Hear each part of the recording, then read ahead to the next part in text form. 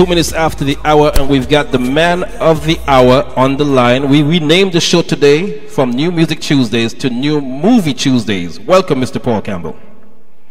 Thank you so much, man. Thank you so much for having me. Not a problem, not a problem. How are you, sir?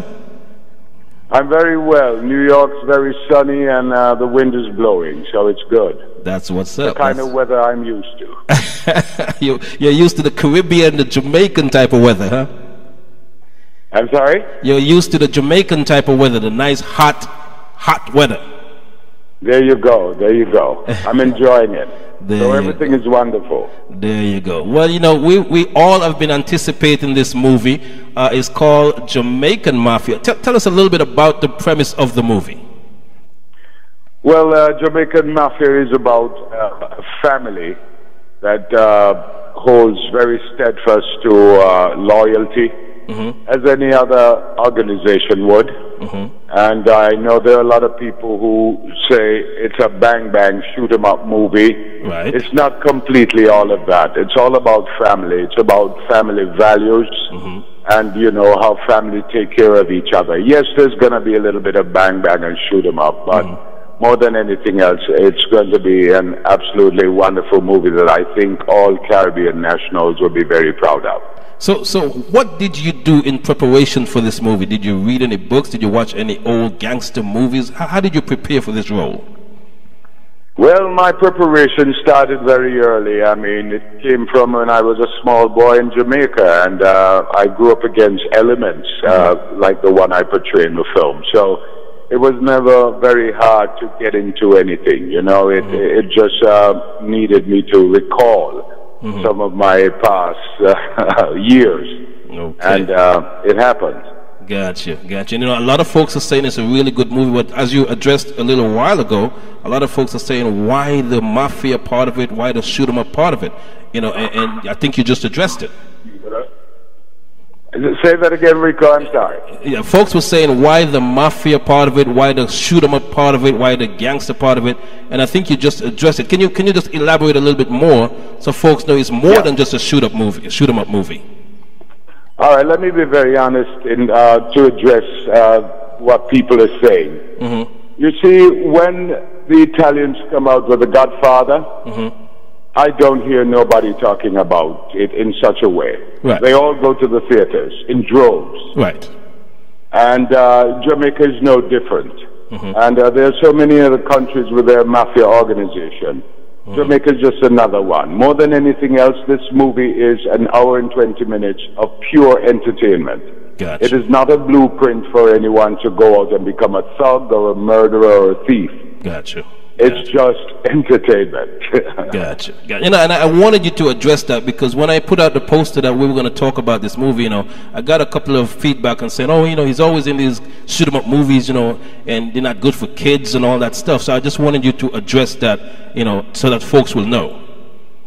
You know, another thing is, Rico, that when people are like this, especially my very own people, my Caribbean people, our aim is to make sure this film goes off. Secondly, that we are able to feed and provide jobs for our own people in doing this.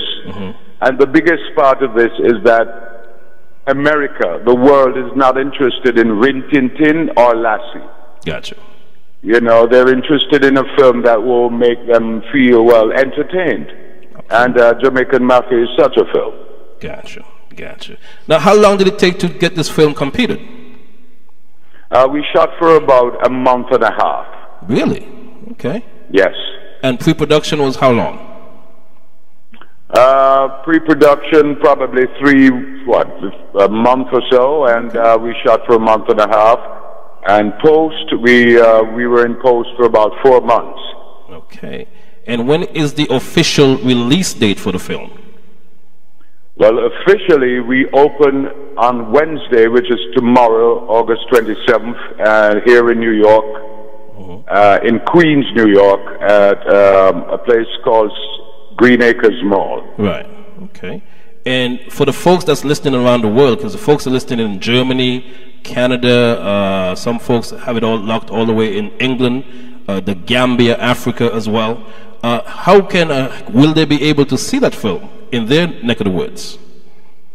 Well, what we were hoping to do after we open here in New York, we want to do the eastern seaboard of the United States, a very quick mini tour, as it were, and for two things. One is to accumulate numbers, right?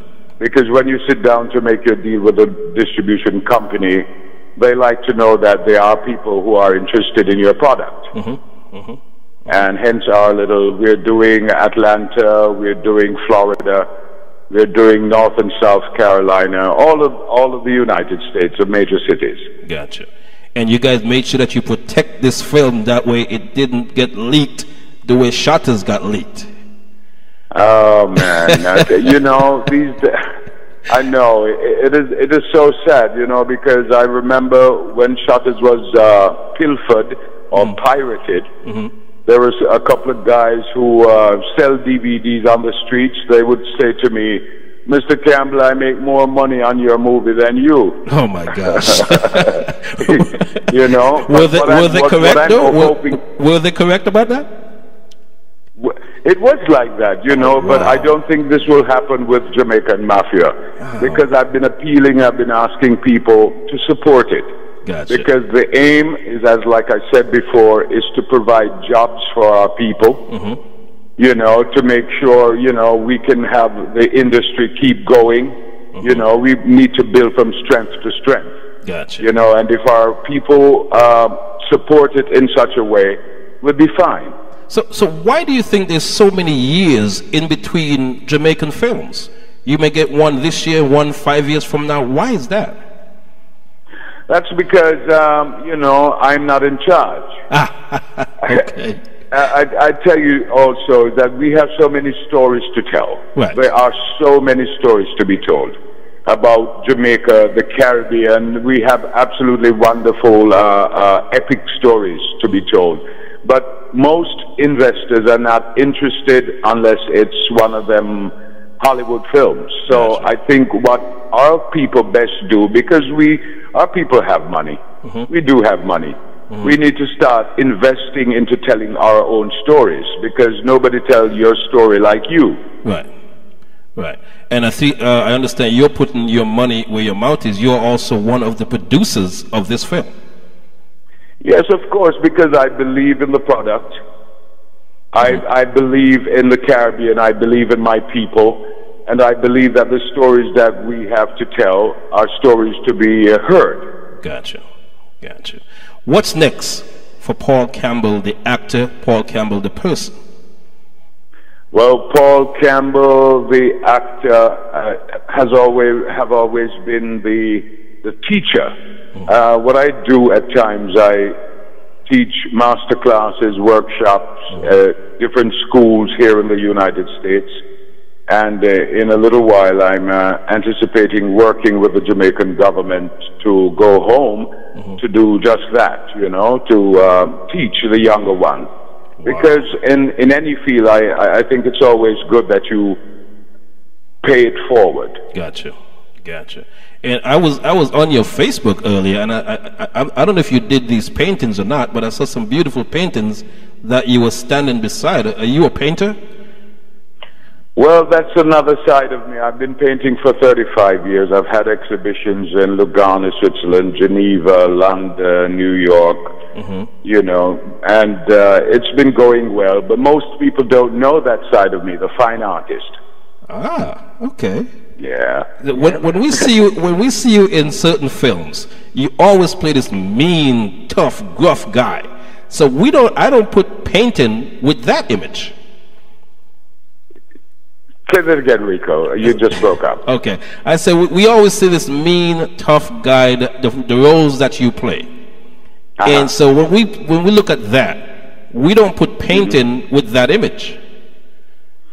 Well, I tell you what, the roles that I play, I'm an actor. Right. And as an actor, I'll become whatever. Gotcha. You know, the roles that I play are nothing like me. They might have a small degree of Paul Campbell, the real man, but I will, you know, metamorphosize into whatever role is given to me. And when I play bad, I'm really bad, you know. And if I yes, you are. My first film, The Lunatic. Yes. I did a film years ago called The Lunatic, and just after The Lunatic, I did a film called Dance Hall Queen. Right.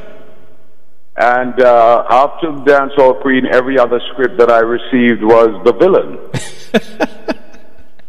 My gosh. I really, Rico, to be very honest, I don't mind playing the villain, because for me the villain is so much more textured, you know? I mean, unpredictable. True. You know that the guy who's a star guy is going to get the girl and ride off into the sunset. Right. But with the villain, you never know. And that, for me as the actor, is so much more challenging. For the villain, you take a gun or a knife and put it to her neck and get the girl anyway. Well, if you want to take it by force.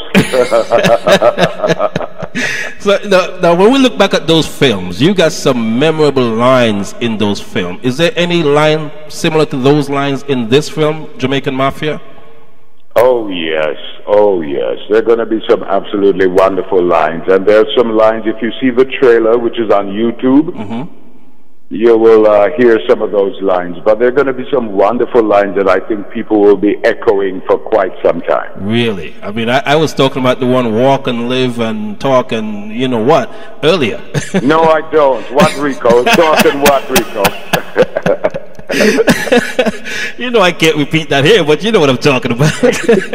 I know what you're talking about, and that line is still being said today.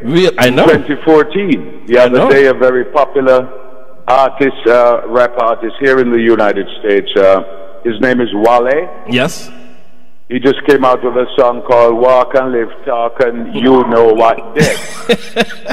How does that make you feel, though? To feel that people are just, you know, imitating your lines. Well, I tell you what, it does me good. It's a great feeling, you know, and it also is an indication that people are interested in what I have to say. And as such, I started teaching. You know, the other day I was given a proclamation from the mayor of Mount Vernon for my contribution to the high school kids here in New York. Right. Because I always, Rico, always try to teach the art of acting. Absolutely, and you do wonderful work with Mr. Ruler Brown as well for the Palace folks as well. So, you know, that also, I'm very proud to be a part of that charity, Palace, because Ruler Brown was a very clever, very brilliant man, a very kind-hearted man, and as such a person coming across my path, I'm very honored. And what he's been doing, you know, he's taking time out to go back to Jamaica and to formulate a scholarship that awards so many deserving youths, you know, an opportunity to become what they want to be. And when I see somebody doing that, I'm more than happy to help. Absolutely. And you've got one other film that I see that's either it's released or is soon to be released. I think it's a Canadian film. The Canadian film Home Again. Yes. Yeah, I shot that a couple of years ago with Tatiana Ali from Fresh Prince. Yes. Yes, and we shot that in Trinidad. The sad part of that is the story was about Jamaica and the deportees being returned home. Right. And because of some political crap in Jamaica, they were not able to shoot the story there because whomever he was talking to wanted a bag of money. Are you serious? You know, which is not done, yes, I'm very serious, which is not done anywhere else in the world. Wow. So I've taken it up on myself. Things have changed since then. Like I said to you before, I've spoken with the government, and my aim at this point is to go home and to try and educate my people as to why it is good for them to see the big picture and not cause a ruckus and invite people in to shoot films, because basically it will do them good.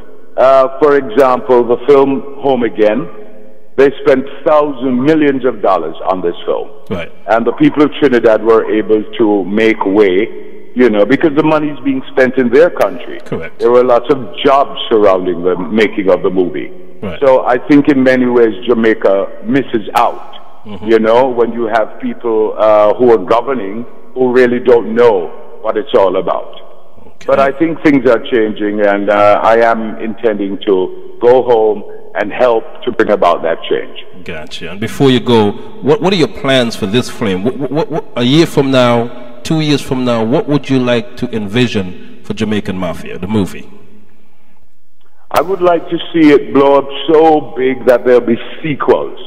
Gotcha. Because I have to tell you also, the group of people who made this a possibility are made up of Guyanese, people from Barbados, Trinidadians, Grenadians, Africans. The man who directed the film is Bafomba Donzo. He's an African, and there are Jamaicans in it. So it's quite a wonderful group of people who have come together to make this a possibility. And more than anything else, 2 years down the road, I would love to see it grow, where all these people can be making movies and providing jobs. Wonderful, wonderful. And how many years have you been doing this? Forever. But it doesn't even appear like it's been forever. But I'm enjoying every day that I get up, and I'm able to do what I like. And not too many of us can say that. A lot of us cannot say that. So that's a wonderful thing. I know. I feel blessed. I feel very honored. And every day I thank my Creator that He realizes my passion. Gotcha. And being as though this is New Music Tuesday, what music does Paul Campbell listen to? Who do you listen to? When it comes to music? Yes.